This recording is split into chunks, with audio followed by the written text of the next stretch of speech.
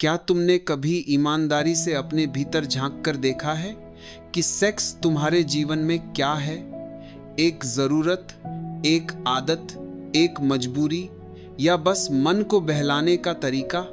समाज ने तुम्हें कभी डराया, कभी उकसाया, कभी शर्म सिखाई, कभी लालच, लेकिन किसी ने यह नहीं बताया कि सच क्या है। और इसी उलझन में आदमी जीवन भर भटकता रहता है।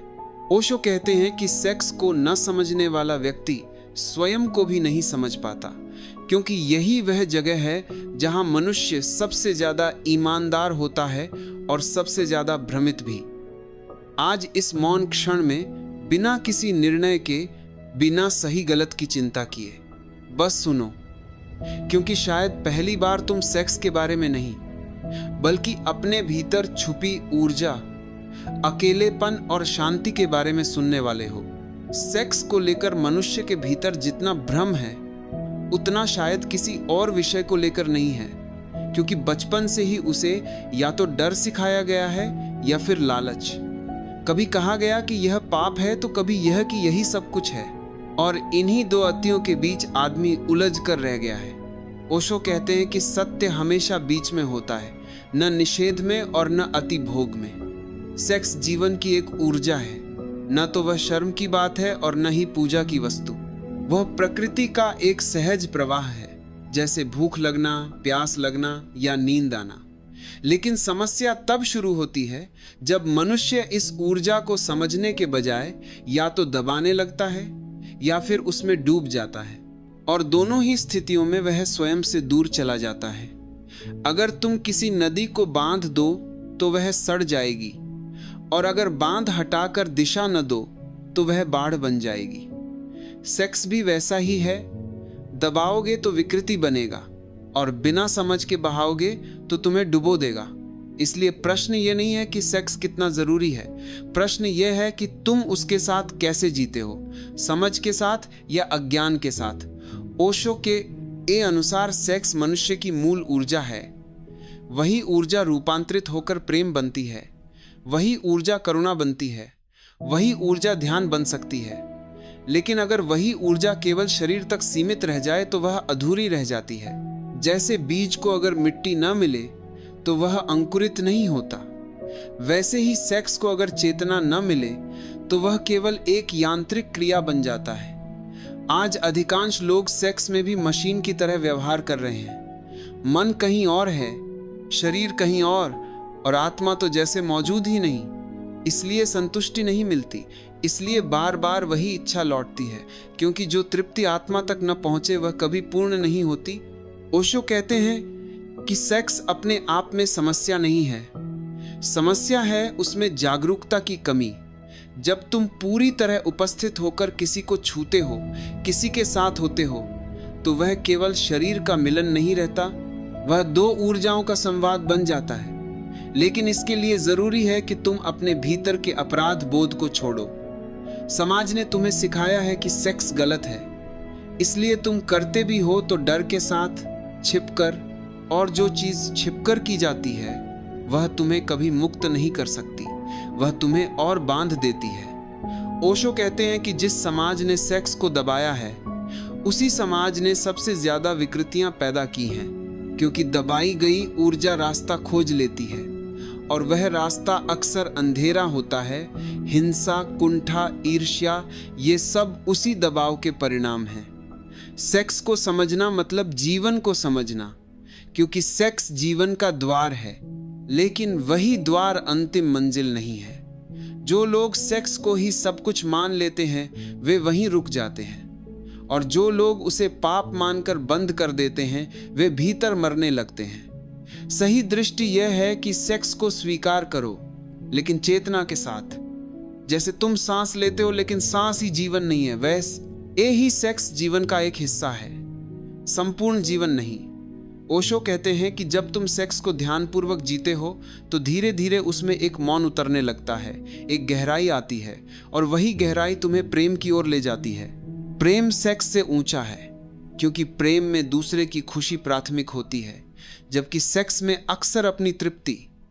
लेकिन सेक्स प्रेम का द्वार बन सकता है अगर उसमें अहंकार न हो, अगर उसमें जल्दबाजी न हो, अगर उसमें सिर्फ लेने की इच्छा न हो, जब तुम बिना मांगे देते हो, जब तुम सिर्फ उपस्थित रहते हो, तब वही ऊर्जा शुद्ध होने लगती है।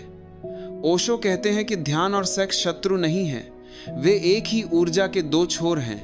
जो आदमी सेक्स से भागता है वह ध्यान में भी झूठा होगा, क्योंकि वह जीवन से भागना सीख चुका है। और जो आदमी केवल सेक्स में डूबा है वह ध्यान को समझ नहीं पाएगा, क्योंकि वह अभी भी शरीर से आगे नहीं बढ़ा। इसलिए संतुलन जरूरी है, जागरूकता जरूरी है, समझ जरूरी है। सेक्स कितना जरूरी है इसका उत्तर हर व्यक्ति के लिए अलग है, क्योंकि हर व्यक्ति की ऊर्जा, उसकी यात्रा अलग है।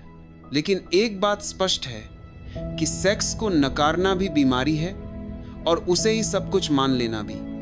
ओशो कहते हैं कि जिस दिन तुम सेक्स को सहज रूप से स्वीकार कर लोगे, उसी दिन वह तुम्हारे जीवन की समस्या नहीं रहेगा। समस्या तब तक रहती है जब तक संघर्ष रहता है, और संघर्ष तब तक रहता है जब तक तुम भीतर बटे हुए हो। जब तुम पूर्ण हो जाते हो तो सेक्स भी एक लहर बन जाता है जो आती है और चली जाती है। न वह तुम्हें गुलाम बनाती है, न तुम उसे दबाते हो, और यही अवस्था धीरे धीरे तुम्हें उस शांति की ओर ले जाती है जहां ऊर्जा ऊपर की ओर बहने लगती है, जहां वही शक्ति ध्यान बनती है, मौन बनती है, करुणा बनती है। और तब जीवन में एक अद्भुत संतुलन उतर आता है। तब न तुम इच्छाओं के गुलाम होते हो और न ही जीवन से कटे हुए सन्यासी। तब तुम जीवन में होते हुए भी जीवन से परे होते हो।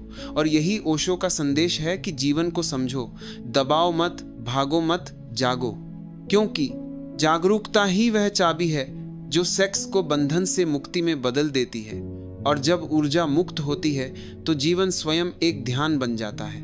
और जब यह जागरूकता धीरे धीरे गहरी होने लगती है तो मनुष्य पहली बार यह समझ पाता है कि सेक्स केवल शरीर की जरूरत नहीं है, बल्कि यह मन और आत्मा के बीच सेतु भी बन सकता है। लेकिन तभी जब उसमें जल्दबाजी न हो, जब उसमें जीत हार का भाव न हो, जब उसमें किसी को पाने की भूख न हो, क्योंकि जहां भूख है वहां डर है, और जहां डर है वहां प्रेम नहीं हो सकता।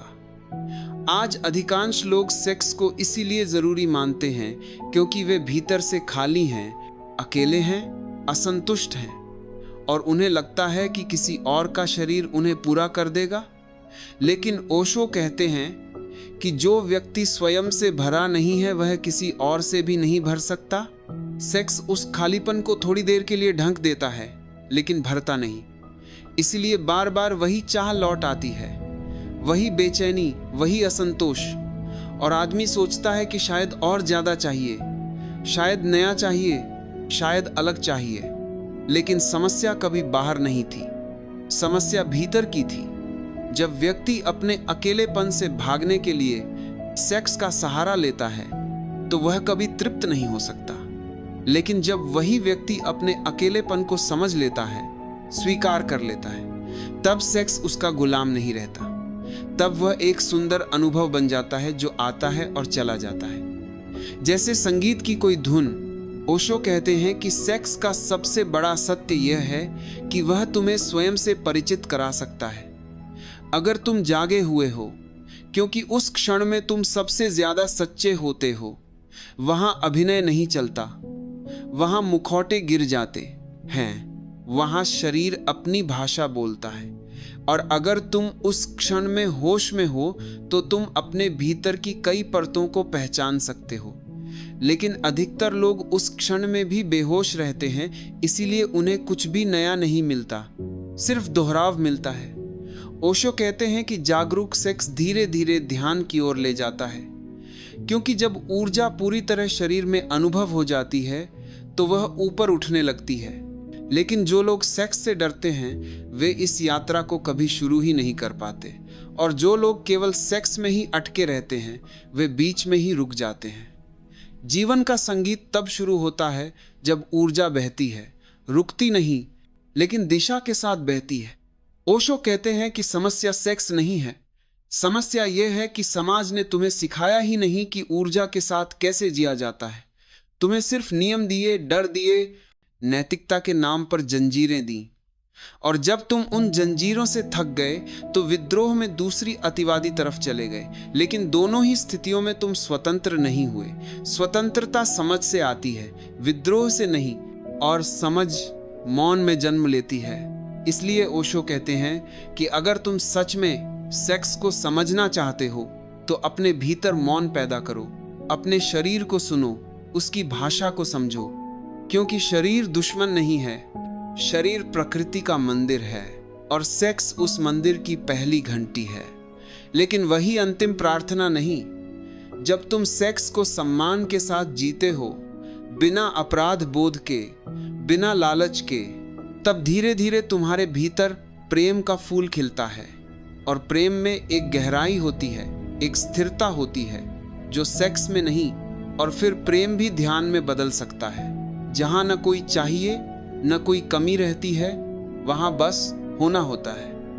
ओशो कहते हैं कि ध्यान सेक्स के विरुद्ध नहीं है, ध्यान सेक्स की परिपक्वता है। और जिस समाज में ध्यान नहीं सिखाया जाता, वहां सेक्स हमेशा समस्या बना रहेगा। इसीलिए प्रश्न यह नहीं है कि सेक्स कितना जरूरी है, प्रश्न यह है कि क्या तुम जागरूक हो, क्या तुम अपने भीतर की ऊर्जा को समझते हो। क्योंकि जो व्यक्ति स्वयं को समझ लेता है, उसके लिए कोई भी ऊर्जा समस्या नहीं रहती, वह उसे रूपांतरित कर लेता है। वही व्यक्ति जीवन में संतुलन, शांति और गहराई को अनुभव करता है। और तब सेक्स न तो पाप रहता है न पूजा, वह बस जीवन की एक लहर बन जाता है।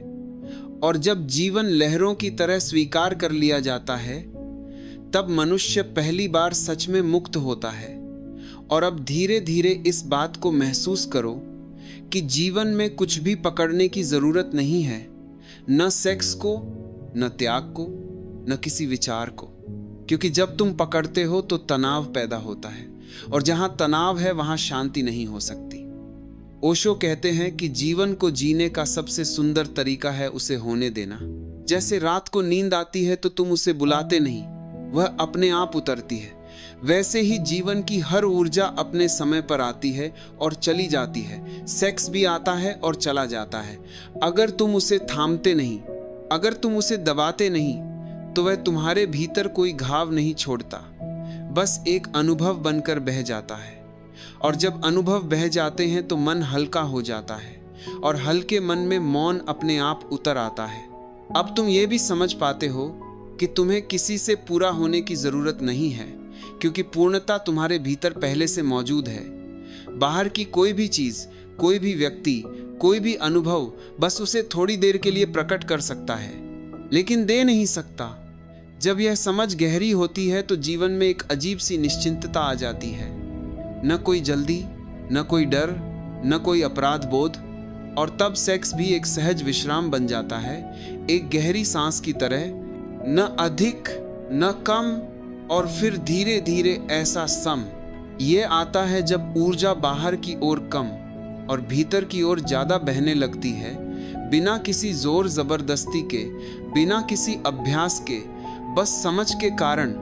और वही बहाव ध्यान कहलाता है, जहां कुछ करने की जरूरत नहीं होती, बस होना होता है। और उस होने में एक मीठी थकान होती है। जैसे दिन भर की यात्रा के बाद शरीर बिस्तर पर ढीला पड़ जाता है, वैसे ही मन भी ढीला पड़ जाता है। विचार धीरे धीरे दूर चले जाते हैं, जैसे किसी नदी में डूबते पत्ते, और भीतर सिर्फ शांति बचती है, एक गहरी, सघन, बिना शब्दों की शांति। ओशो कहते हैं कि यही जीवन का सार है, न संघर्ष, न नियंत्रण, न भोग, न त्याग, बस जागरूक होकर बहना। और जब तुम इस बहाव में भरोसा करना सीख लेते हो तो जीवन तुम्हें थकाता नहीं, वह तुम्हें सुला देता है, भीतर उतार देता है। अब कुछ साबित करने की जरूरत नहीं रहती, कुछ पाने की भूख नहीं रहती। और सेक्स भी, जीवन भी, प्रेम भी, सब एक ही संगीत के अलग अलग सुर बन जाते हैं। और उस संगीत को सुनते सुनते तुम खुद ही शांति में उतर जाते हो। जैसे रात गहरी होती जाती है, जैसे आसपास की आवाजें धीरे धीरे दूर होती जाती हैं, और अंत में बस एक मौन रह जाता है, गहरा, सुरक्षित और विश्राम से भरा हुआ।